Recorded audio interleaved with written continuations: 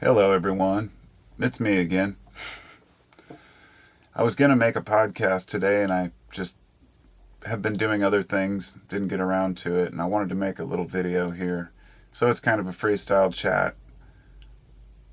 But, something occurred to me the other night and I was thinking about humans and being alive. And, I'm overwhelmed with things I want to talk about and share, but it's because I process them as I discuss them.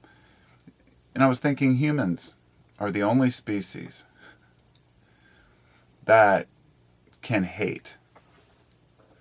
But not only that, we're the only species that can hate other beings we've never met.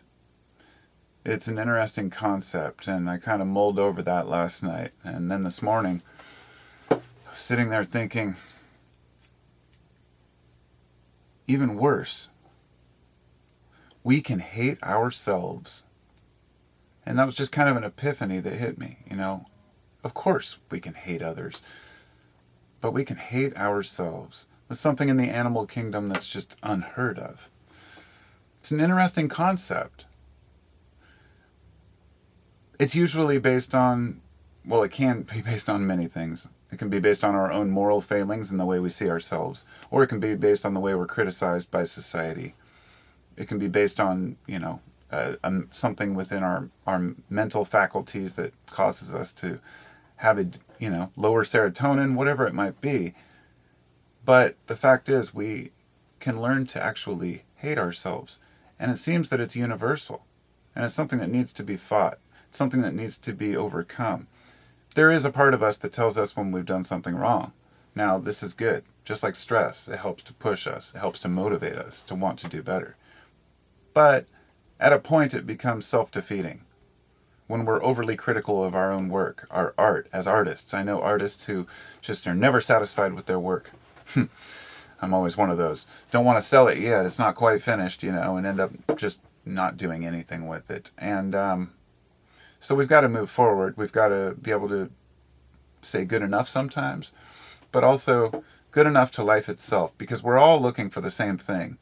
Whatever political, religious affiliation you are, it doesn't matter. You're all looking for the same thing. Homeostasis. People don't run out and rampage and commit terrorism because they're bored. They do it because they're fighting someone and they feel like they're being invaded, that their rights are being taken away. It's either through propaganda or through a literal transgression or, aggression towards people in a certain region where they're fighting back. But generally, most humans want to mind their own business. When you think about all the wars and all the soldiers out there, who creates those wars, right? It's not the local people that create those wars. So it's a very small faction of humanity that makes it absolutely fucking miserable for the rest of us at times. We seem to think we're above nature, and we're learning that that's not true. We create tools to kill our enemies that we don't even see. It's fascinating. And we do it not because we need something, but because we want something. And that's also very unique to humans. But we're all trying to achieve homeostasis. We all want to be comfortable. We want to live in our homes and be content and be left alone. And that's becoming more and more difficult. It's becoming more and more difficult to defend any point of view whatsoever. And I think that that's partially the confusion we have out there. People had a left or a right belief, or a political or a religious or a non-religious belief, and now as people start to see more and experience more of the world, even through the lens of the internet, it's creating a lot of confusion out there. And because of this confusion, I think that we are right now entering an era of mass hysteria, which it's an interesting concept. There was the dancing plague of the 1600s, I think, which is a pretty famous one. There was the laughing epidemic in the 90s, I think, or maybe it was the 2000s. Could have been before then, in Japan, I believe, where it just spread across the country. It was giggling epidemic. Started with schoolgirls in an all-girls school, and it spread around the country. Girls were giggling for a long time. The dancing epidemic is fascinating. They danced in the streets for days. I think a couple people died of exhaustion. Very interesting how the human mind works. And as somebody has pointed out the other day, it kind of rekindled this very simple concept that I always want to share, which is that humans are very kind, compassionate, empathetic, and easygoing generally, and care about one another, and want to smile and be kind to others until there's a crisis. Now, when there's a brief crisis where people know that they can rebuild, for example, after a tornado, hurricane, fire, people will help each other, and they will help their neighbors, and they will be kind to one another. But there reaches a point where people have lost hope. And in a lot of regions, it just turns into all-out warfare, chaos. People do things you would never imagine people would do. And it's always because people don't have enough. Often it's due to countries having embargoes or, holding power over other countries. And I don't want to get into that aspect because the U.S. that I live in is the most guilty of any nation of going out and stopping shipments of vital supplies to countries because we don't like the way that they do politics. It is absolutely absurd, and it's probably the leading cause of worldwide chaos. Uprisings, mass migrations. Beyond climate, it's probably governments imposing their own bullshit on other governments. And it's not just the U.S., of course. But what happens is, in order to support that war machine, they have to create propaganda. The propaganda is in nice, easy, digestible bits that the American public has bought into. In fact, the propaganda has become so good that they're able to use disinformation as real information, like what happened, and this is well known, in the 50s and 60s, and 70s, during the Cold War. The U.S. government wanted to release false UFO reports, claiming that they were, quote, leaked. And these were to, in a lot of people's belief, and I'd have to look back into this, but to create a panic in the Soviet Union that the U.S. actually had alien technology. And during a time when there's a crisis to build the best missile, naturally you're going to want to have the best weapon. And if you can convince the other side that you have an alien spacecraft that you've decommissioned and rebuilt, that's going to scare the shit out of people. I'm not denying UFOs are real or confirming it. It doesn't matter. The point is there was a lot of disinfo put out there. And because of this, it makes it hard to get the real information. And this is what's happened with everything out there. So many things that have been declassified about government programs in propaganda techniques, the things that we did, the forced sterilization in the eugenics programs back in the 20s that the U.S. did, which actually inspired Hitler. He thanked the U.S. for the idea. We don't talk about these things because history is written by the victors. And as long as we're the victors, we can write the history. Bearing false witness. Right? Isn't it supposed to be a sin? And it's something that every country does. And meanwhile, to back up, here we are as individual humans. All we want to do is just live our lives. And what happens is, if the people are unable to live their lives in peace because their own government is incompetent and irresponsible enough, they will rise up. It happens every time. In the U.S., they've been pumping trillions of dollars into the economy to try to keep it afloat. I'm not saying it's all going to burst tomorrow, but there's a very real possibility that we're headed for mass inflation in this country and a lot of civil unrest beyond what we've already seen. And I don't like to talk about the negatives in life. I don't want to focus on the fact that, oh shit, we've already got 25 fires in Oregon burning. The biggest fire in the country, and it's a month early before fire season. We haven't had water in months out here. And down in the south, it's even worse. They may have less forest to burn, but they have much higher temperatures, and they're running out of water. And you start wondering about these things, like, okay, I could focus on the positive, I could focus on the good things that are going on in the world, but that's not always an option. When things are getting tough, you have to be aware. And it's like, as I said, when things get really rough, people stop helping their neighbor. And that's why it's important. I think one of the most crucial things that people can do is to have at least a week's supply of food available and water, for an emergency. And people don't like to think about that. I was talking to a friend about this the other day, and he said he didn't want to stress about it because he's had some stress in his life. And I was like, that's understandable. It's not the first time I've heard that, because a lot of people don't want to talk about these things.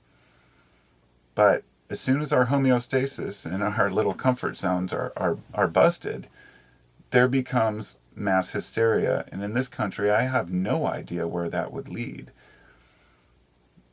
People have been trying to blame groups, individual groups, whether it be, I'm not even going to name the names because it's going to be posted on YouTube, and YouTube will censor me if I say anything about the groups, but left or right groups, which, or the people who are pro or anti this or that, and it's just become so absurd.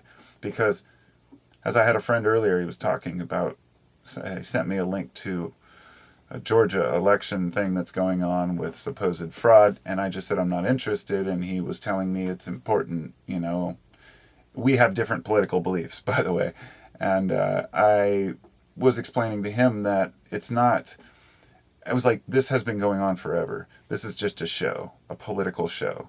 Nobody's going to overturn the election, right? It is what it is. But I was also saying I'm not in support of the current president either. I don't like him. We're stuck. I'm in a situation where I feel like I'm in a country where we can't achieve that comfort, that normal, just life, because our supposed representatives and protectors are abusing their power to such a degree that they're the ones who are creating the hate. Humans don't naturally want to hate each other. So you have to step back and ask yourself, why are we? Why is this happening? And it becomes very clear. People watch too much fucking news. Any of it. It doesn't matter if it's OANN or CNN or NBC or ABC. Don't even bother. Even if the headlines are true, even if the story's real, it's garbage. They've lost over half their viewership. It's junk. People have realized that they're not telling the real stories, the full stories, both sides of the stories, or the important stories. They've always been controlled. When I canceled my cable 10 years ago or longer, it was the best thing I ever did. Couldn't stand it anyway, All these stupid news reports, breaking news, Britney Spears. Oh my God, where are we at? And I sit here and think, do I really live in this world? We're social animals, but some of us really suck at it. And it's always the ones that have the most power. And so those around me who, whether you agree or disagree with my thoughts on politics, we can all agree that most people just want to be left alone and do their thing. And there is so much pointing the finger and getting into other people's fucking business. It's become absurd. And I don't know what else to do but just live my life and try to get the hell away from the city. I want to move out into the country somewhere and try to have a piece of land, try to raise my family the best way I can. I was just working out here on labeling some records. I've got all these records, and I'm like, do I need this stuff? No. So I'm having a garage sale, and I think I'm going to put them back up for sale. And I was thinking about just all the stuff we collect, and it's, as humans, we can really dig in our heels, and stay in a place for a long time. We're very fortunate to have what we have. And when we live, or at least in my country and where I live, there are a lot of problems, but I'm grateful to live where I live as opposed to most other places in the world. I love the U.S. I love the land. I love the people. Most people are kind. Most people mean well. And I want folks to remember that. The next time you yell at somebody and call them a racist, or you call them a libtard, whichever side you think you're on, realize they're in the middle. We come together at the body of the bird. Left and right wings always meet in the center, and that's where all the action happens. That's where we get things done. And this is why when my friend brought up this thing going on in Georgia, I said I didn't care. There are so many bigger issues right now. The fires alone in the West are an issue. But in the East, they're having huge floods right now. And yet still we're in denial that the climate is changing. Arguments over that have just become so absurd.